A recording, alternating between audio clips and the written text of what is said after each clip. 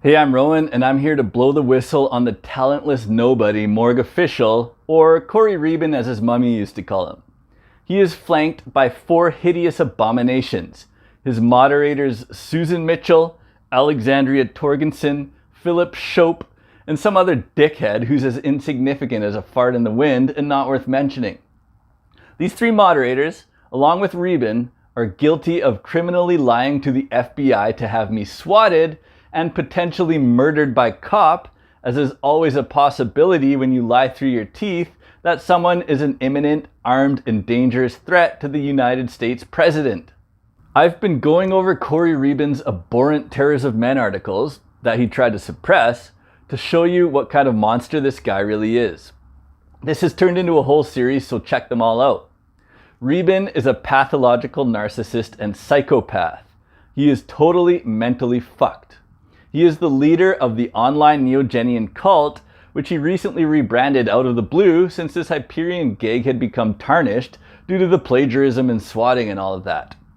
Today, we're going to look at his Persistence is Better Than Talent article. It goes. I see so many talented people rotting away at their dead-end jobs. Yes, most people need a job to support themselves and their talents, but these people are not even trying to further themselves and their gifts. I've known extremely gifted photographers, musicians, and painters that will never reach their potential simply because they have no will. They will most likely die with nothing of value to show for their lives. Yet, take someone with no inherent talent at all, at, let's say, playing the guitar. If this person has persistence and works tirelessly at learning how to play the instrument, finding a band, marketing, finding sponsors, this person can reach amazing goals. Even though he may not be as skilled as the talented person, his blood and sweat, his persistence, will take him to Hollywood, while Mr. Talented is stuck washing dishes at Uncle Fucko's Taco Hut. This is why I am of the opinion that persistence is better than talent. Of course, to have both is the preferred scenario. Just remember, if you have a talent, don't waste it. If you have a dream, go for it. But you are not going to get anywhere by sitting on your lap and expecting it to fall in your ass. Wait, scratch that. Reverse it. Success won't come without persistence unless you are extremely lucky. You have to make it happen. Pave your own path. Make your mark. Agree or disagree? Have something to add? Tell me in the comments below. Morbidly yours, Morgue. Corey Reben of North Hollywood is of the opinion that persistence is better than talent because he has no talent at all. His only talent, if it could even be called that, is to complain to Amazon to cancel books from the safety of his swanky apartment and to play the victim card like the gutless coward he is. He can cry to the FBI to make them swat his legitimate critics. And that says more about the FBI than it does about the laughable non-entity Corey Reben.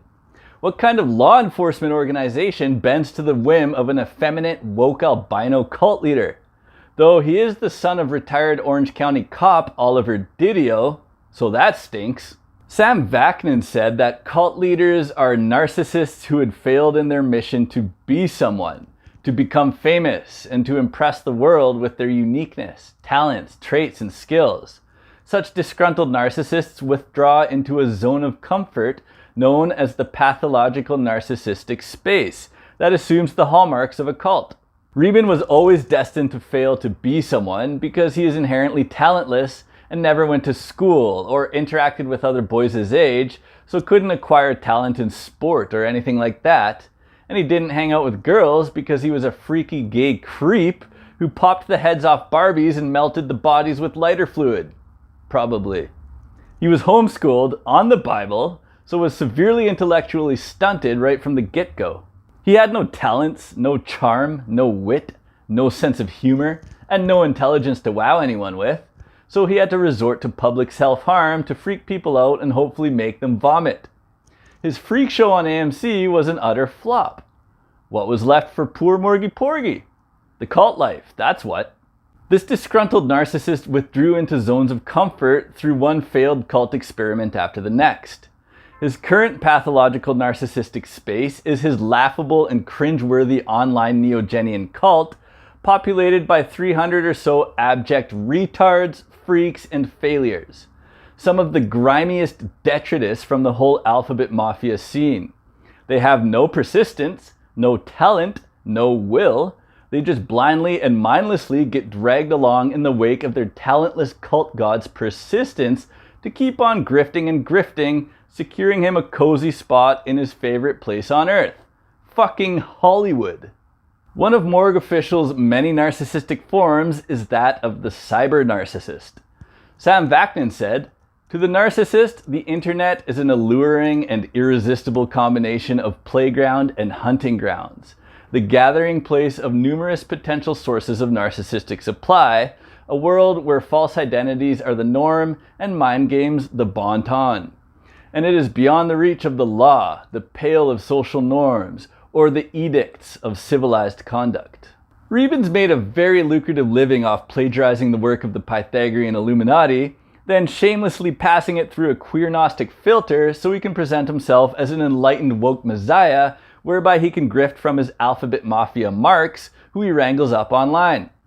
He's constructed a deranged reality tunnel where he and his cult slaves can hide from society, civilization, and reality, all the while lying to themselves and to anyone unlucky enough to happen upon a Porgy Braindead stream that they are in fact reality shapers, even though they refuse to engage with it. Corey Reben is truly bizarre. He is both a somatic narc obsessed with his image and a cerebral narc obsessed with appearing intelligent, which he isn't. Vaknin said about the cyber narc, "The somatic finds cyber sex, porn, and cyber relationships aplenty. The cerebral claims false accomplishments, sham skills, erudition, and talents. Both, if minimally communicative, end up being at the instantly gratifying epicenter of a cult of fans, followers, stalkers, erotomaniacs, denigrators, and plain nuts.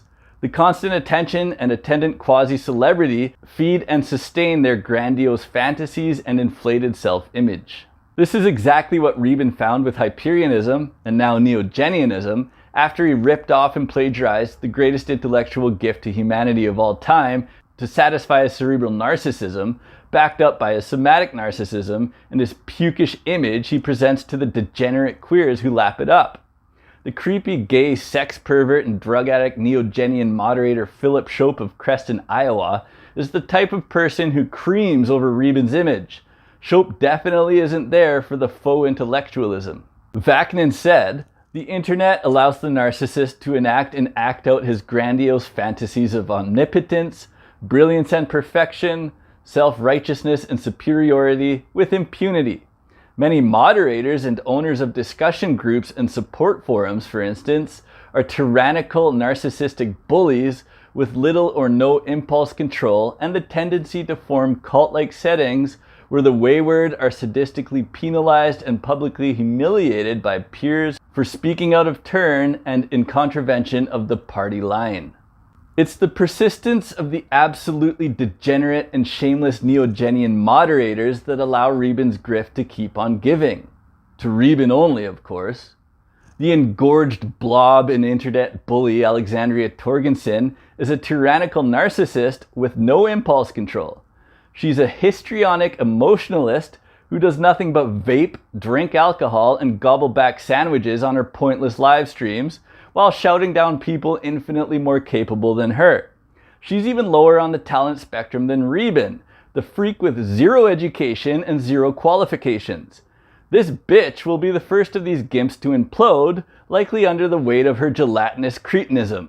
Vaknin said, "In the virtual universe of the web, the narcissist vanishes and reappears with ease, often adopting myriad handles, sock puppets, aliases, and nicknames. He can thus fend off criticism, abuse, disagreement, and disapproval effectively and in real time, while simultaneously preserving the teetering balance of his infantile personality. Narcissists are, therefore, prone to internet addiction." David, Death by Crimson, The Nightbringer, Morgan Knight, Morgue, The Terror of Men, The Order of One, Hyperianism, Neogenianism. What next, Reben? It won't matter one jot because you defiled the truth, and we're here to see to it that you pay for your crimes. We are not going away, no matter how much you try to rebrand. You will not fend off our legitimate criticism. It is going to destroy you. Your infantile personality is going to implode. Video after video, podcast after podcast, daily whistle update after daily whistle update. You are a traitor. You stole something that isn't yours. You picked a fight with Amazons and men, Spartans, retaliators. Your smears and libels and swattings and petty cancellations only fuel our resolve. Corey S. Reben of North Hollywood, you are fucked.